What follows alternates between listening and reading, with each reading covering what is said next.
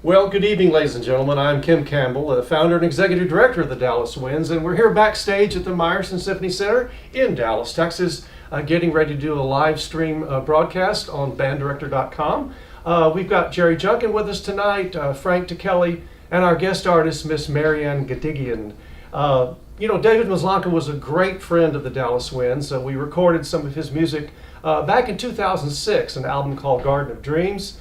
And the Winds is featuring David's music throughout the season. Tonight's concert opens with Traveler, which David wrote in 2003.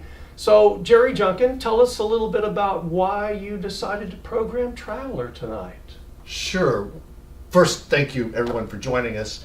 But as Kim mentioned, we're doing a bit of a retrospective of David's music throughout the season. We started the season with his Fifth Symphony. We'll end with his final piece, the uncompleted, but now completed by his son, Matthew, from Sketch's 10th Symphony. And in between other pieces of David, honoring his wonderful, great lifetime gift of music to this medium. But David, as many of you know, passed away about a year and a half ago. And this piece I thought was particularly interesting for us to play because he wrote it for Ray Lichtenwalter, our dear friend, who I'm happy to say is with us tonight at the concert. Ray retired from the University of Texas at Arlington after a wonderful career there, and this was commissioned by a group of his students as a retirement present. And there's a wonderful program note that David writes. The piece is clearly divided into two pieces, this fast, really exciting music at the beginning, and then this slower, reflective ending. And David writes, I'm certainly making a synopsis here, but he writes that the beginning is about the excitement of a career and sort of bringing that to an end, and then the second part is that reflecting on that wonderful career and then also looking ahead to that next part of life. So I think it's a really beautiful piece and fitting not only to honor Ray Lichtenwalter, but also fitting way to remember David. I think is a beautiful statement by him. It's a lovely piece, and from the very beginning, if you know anything about David's music, it's clearly David's music. Right, it's his vocabulary. Yeah, it's a lot of C major and a lot of triads. But I will say, what's interesting. You're exactly right. You can recognize his music because he has a unique voice, and just as you can recognize Mozart, just as you can recognize Kelly, all composers who are really good have this distinctive voice, and that comes through clearly in his music. Also interesting for our audience, they might want to know that this is the first time we've ever played this piece. This is not a repertoire piece for us. Right. So this is our first journey through Traveler. And I think we'll revisit it. Yeah, it's a great piece. Absolutely. So Jerry mentioned Frank Kelly, who happens to be with us tonight. Next on the concert this evening is going to be Frank's Silver Lining Concerto for Flute and Wind Ensemble, piece written in 2017, I believe. I believe first so. Started, yeah. And so we're about a little over a year into its life cycle, and so excited to be able to play it tonight. It's a joy to listen to, and great fun to perform, and we know that you're going to love it immensely. But Frank, this work has a very interesting backstory. Yes. Well, I'm delighted that you are performing with Marianne, and it's great to be back here with the Dallas Wind Symphony. The piece was commissioned by Peter Warshaw, who is an old and dear friend of mine. We were, in fact, students together at Southern Methodist University. And he wanted to commission work in memory of his wife, who was also a flute player, and someone I also knew as well. And it's in 3 movements. The first movement was more inspired by my son than anything else, by his love of video games. And so it begins with all the main ideas being introduced as air sounds, and that's called tutorial. So it's the tutorial. You learn the sort of main ideas just as air sounds. Then level 1, I add pitch. Level 2 is chords. Level 3, I make them cluster chords. And then along in between that, I've got little episodes. There's something called a side quest and mini boss and side boss.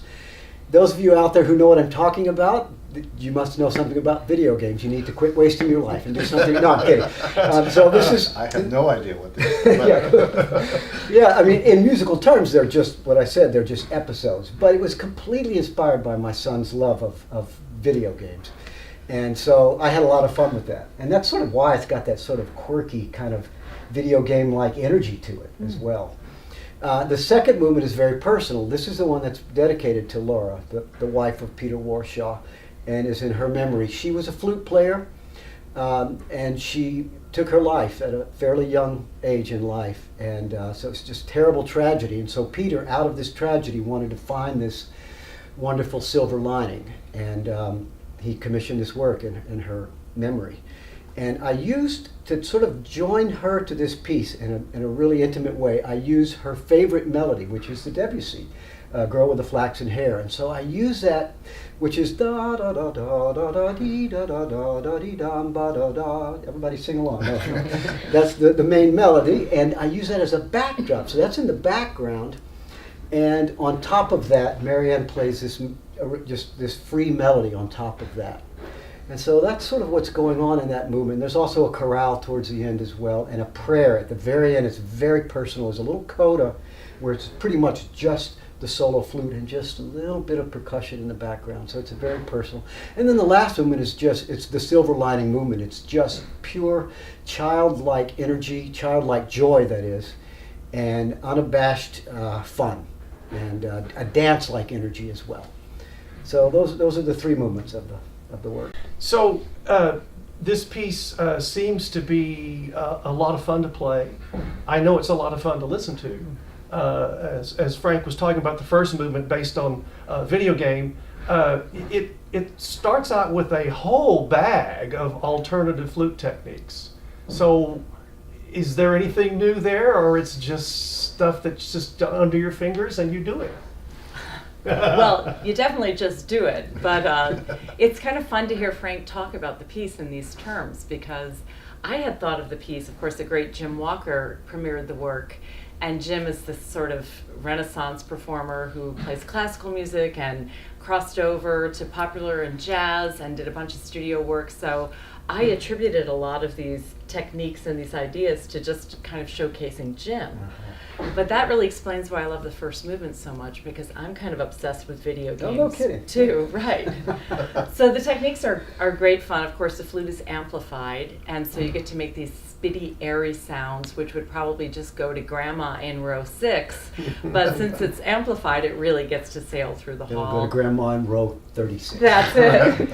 And there's flutter tongue, the kind of growl that we make, that sort of sound through there. There are a lot of fun techniques. Multiphonics. Multiphonics, all that's that. right, overblown. There's 2 little boombox things. There are. Yes, Yeah, yes. right. That was Jim's idea. Yeah. So that's great fun. And then as Frank said, the third movement's just joy-filled. And of course, playing it with an ensemble that's so tight like this is just great fun, because it just fits together like a perfect puzzle. And the second movement is poignant. It is. It really is. The second movement runs the gamut, I think, of life. It's from the most tender music to just the most wrenching and extreme. Some of the most powerful music I know lives in that second movement, Frank, actually, and it's a great testimony to Laura. It is, and it's really heartfelt music. And that comes through. I think if you don't know anything at all about the story, well, you still get that connection. But certainly, if you know Peter, if you knew Laura, I mean, it's that much more personal. And you play it beautifully. Thank you. Yeah. Achingly beautiful. Yeah. It is. Yeah. It's. I think there's something to be said about that, because the second movement is written in the extreme high register of the flute, and we sustain up there, and we stay up there for a long time, and it's very effortful to play that music.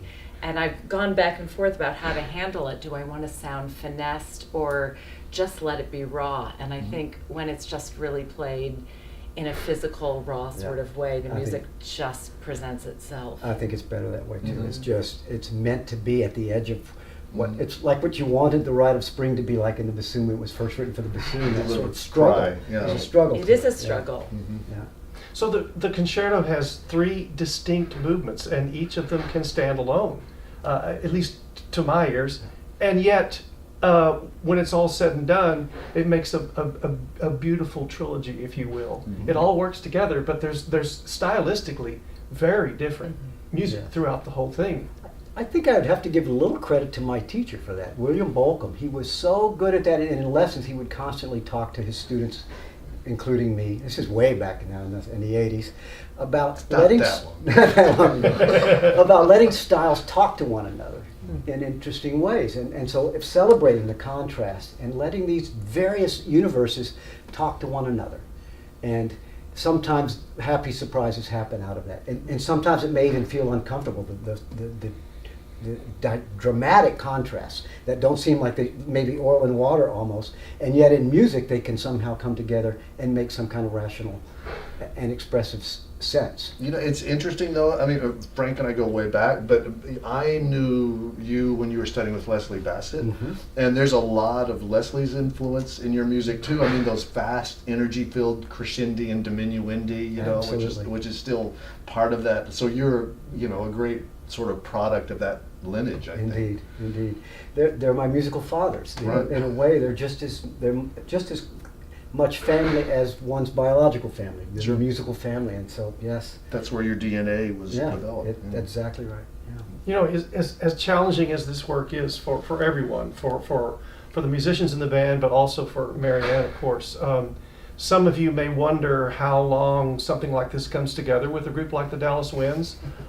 Basically, Saturday morning of this past weekend, we sight read the entire concert. And then on Sunday, we had a rehearsal in the afternoon and another one in the evening. Marianne and Frank didn't show up till the evening. Then Monday night, we had a dress rehearsal just straight through. And then we do the show that you're about to see at the Meyerson. So it comes together pretty quickly. I think what's wonderful about this particular group is they sound really good in dress rehearsal, but not as good as you hope they're going to sound in the concert. And then when the red light comes on, Jerry Junkin is the past master of this sort of thing. He comes alive, and the musicians come alive. So it's a completely different experience when they go on stage from what you hear the night before. Over the years, I've heard the group play on a dress rehearsal, and gee whiz, wish we had 2 more rehearsals. But then invariably, the night of the show comes and everything works. I was also struck by Traveler. Is Ms. Lanka's piece that starts this show is about a journey. It's about a life journey. And this piece is about a life journey. And I think Jerry's written this sort of through the whole concert, which after you've heard it, we'll be back during intermission to talk a little bit about the second half. And I think we'll pick up this whole thematic idea that concert's a journey. We're traveling.